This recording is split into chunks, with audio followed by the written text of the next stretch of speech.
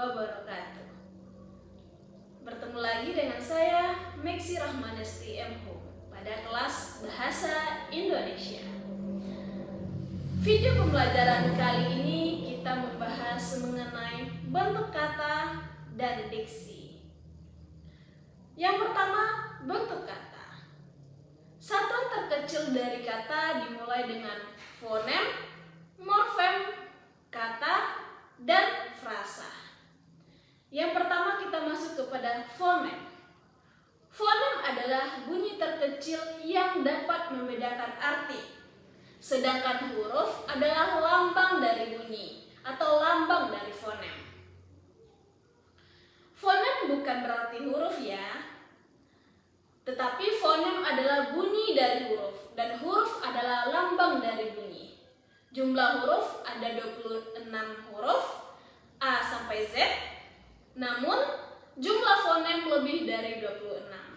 Dalam satu huruf terkadang melambangkan beberapa fonem, seperti pada kata apel dan apel.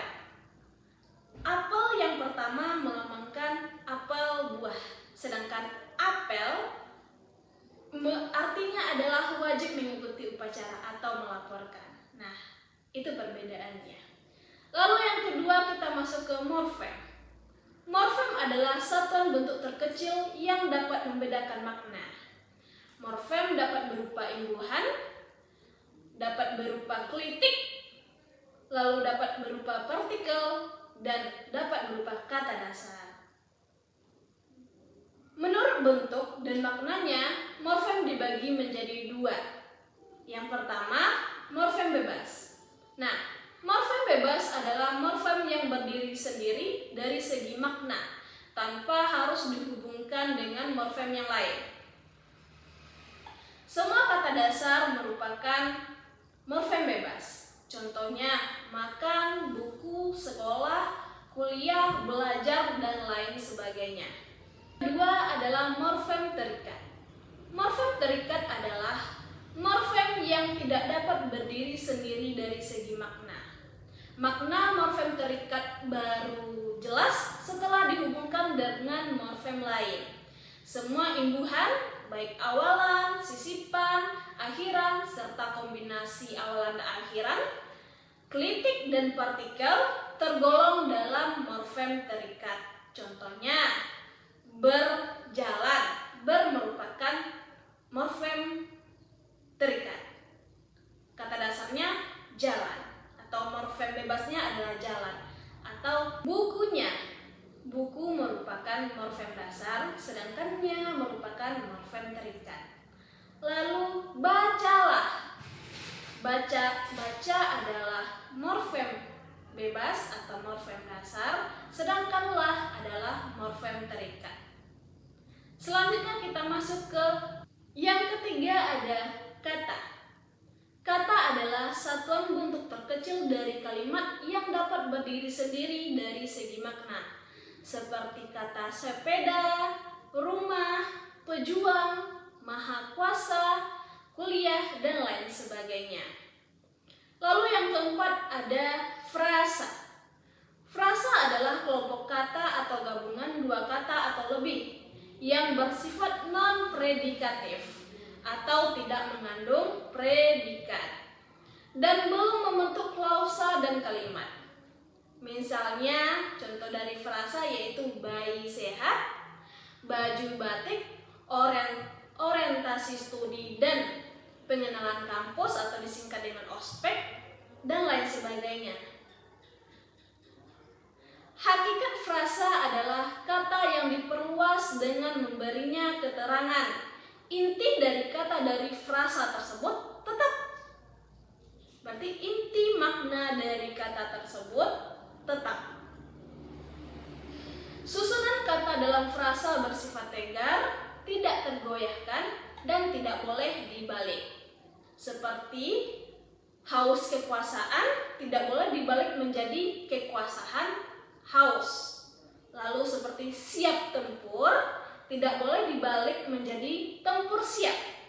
Lalu contoh lainnya, temu wicara tidak boleh dibalik menjadi wicara temu, dan lain sebagainya. Nah, itulah macam-macam dari bentuk kata. Selanjutnya kita akan masuk ke diksi.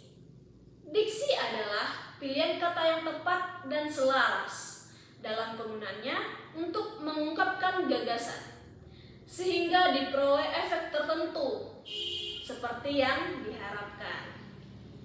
Penggunaan ketepatan pilihan kata dipengaruhi oleh kemampuan pengguna bahasa yang dapat terkait dengan kemampuan mengetahui, memahami, menguasai, dan menggunakan sejumlah kosakata secara aktif yang dapat mengungkapkan gagasan secara tepat, sehingga mampu mengkomunikasikannya secara efektif kepada pembaca atau pendengar.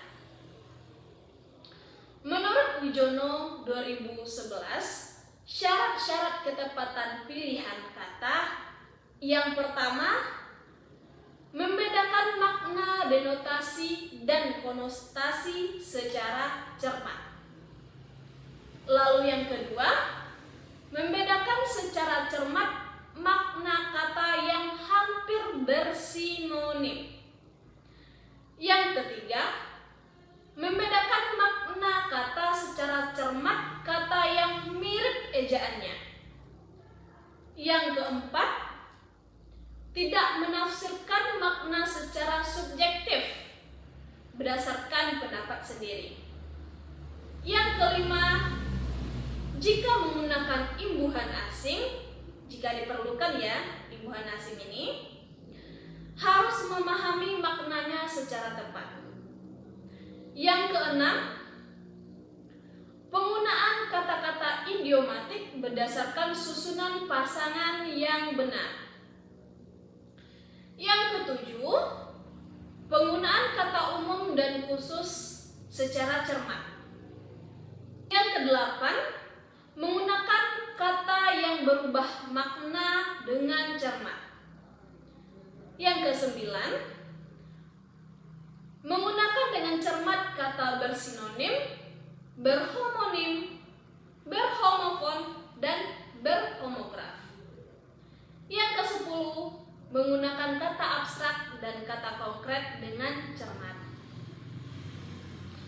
Menurut Wijono juga, fungsi diksi yang pertama melambangkan gagasan atau ide yang diekspresikan secara verbal.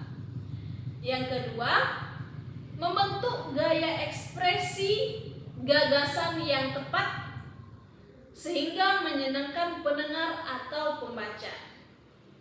Lalu yang ketiga, menciptakan komunikasi yang efektif.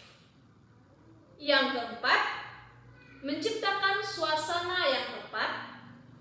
Yang kelima, mencegah perbedaan penafsiran. Yang keenam, mengefektifkan pencapaian target komunikasi.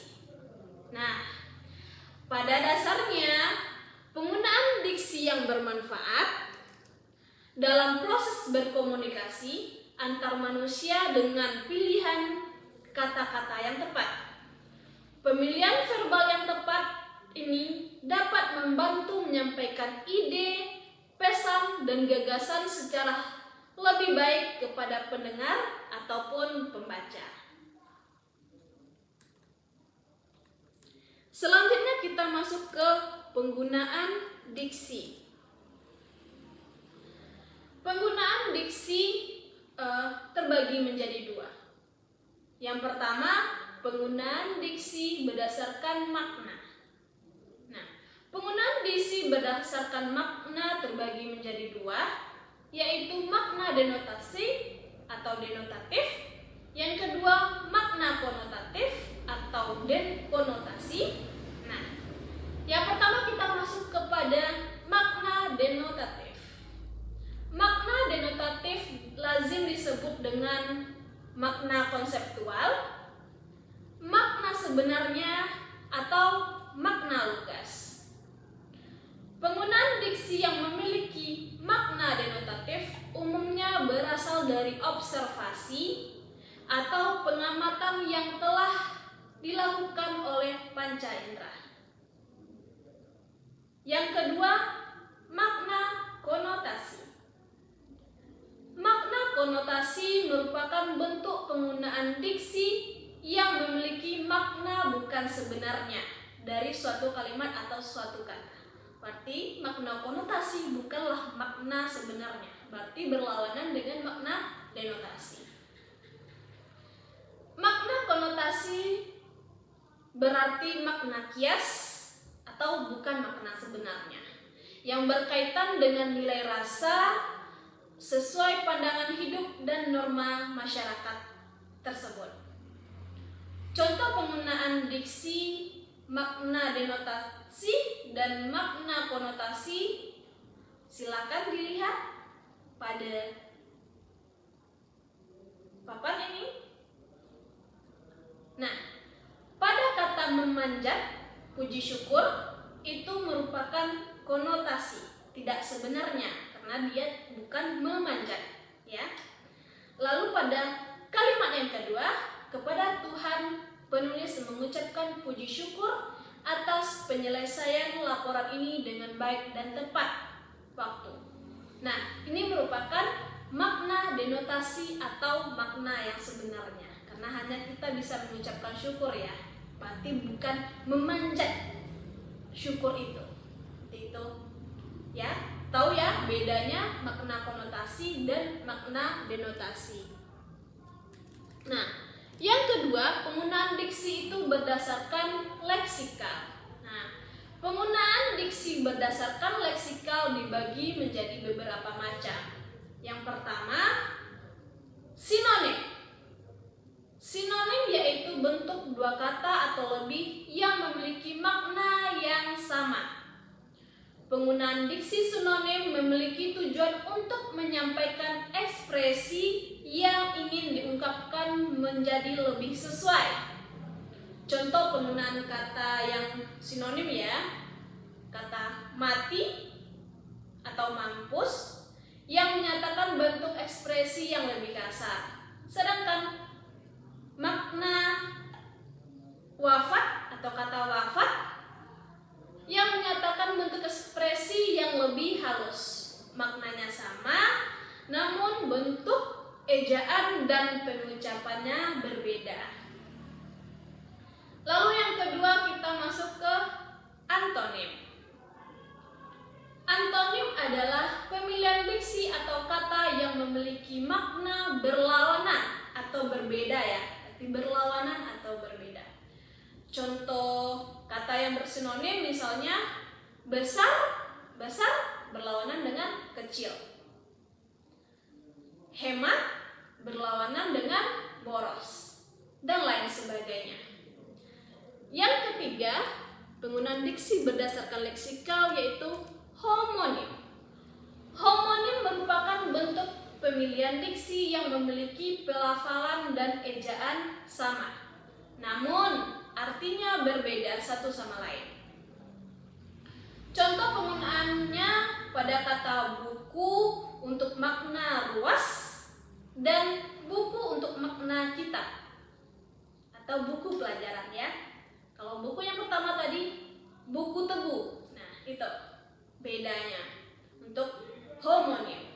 Lalu pada kata bandar untuk maknanya itu ada pelabuhan, parit, dan pemegang uang dalam perjudian. Yang keempat, ada homofon. Homofon mempunyai pengertian sama bunyi, berbeda tulisan, dan berbeda makna. Contohnya penggunaan pada kata bank yang maknanya tempat penyimpanan uang atau mengutang uang. Lalu pada makna bank yang untuk sebutan kakak laki-laki. Kedua kata tersebut memiliki arti dan ejaan yang berbeda, tetapi pelafalannya terdengar mirip, bank dan bank. Yang kelima, masuk kita kepada homograf. Homograf ditandai dengan kesamaan tulisan, berbeda bunyi, dan berbeda makna. Contohnya, makanan kesukaan Karin adalah tahu goreng. Dan Karin tidak tahu kalau hari ini dia libur. Dalam hal ini, tahu memiliki ejaan yang sama tetapi bunyi yang maknanya berbeda. Tahu goreng dan tidak tahu. Ya. Yang keenam ada polisemi. Polisemi adalah diksi atau frasa kata yang memiliki lebih dari satu arti. Seperti kata bunga, contohnya, orang yang menabung di bank akan mendapatkan bunga setiap bulannya. Yang kedua, Karin adalah bunga desa. Yang ketiga, bunga dahlia bermekaran di taman kota. Nah, dalam hal ini, kata bunga memiliki banyak makna, baik sebagai keuntungan, kecantikan, atau sebuah tanaman. Selanjutnya ada hipernim. Hipernim merupakan diksi yang mewakili banyak kata lain atau mencakup makna kata lainnya. Contoh kata sempurna yang memiliki arti sebagai nilai yang bagus, baik, luar biasa, dan lain sebagainya. Selanjutnya ada hiponim. Hiponim merupakan diksi yang bisa terwakili oleh kata hipernim. Nah, contohnya pada kalimat ini, ada binatang liar di kebun binatang yang meliputi gajah, singa, buaya, rusa, kuda, dan lainnya. Pada kalimat tersebut, kata binatang liar merupakan hipernim. Sedangkan gajah, singa, buaya, dan lainnya termasuk hiponim. Nah, sekian dari video pembelajaran mengenai bentuk kata dan diksi. Sampai jumpa pada video pembelajaran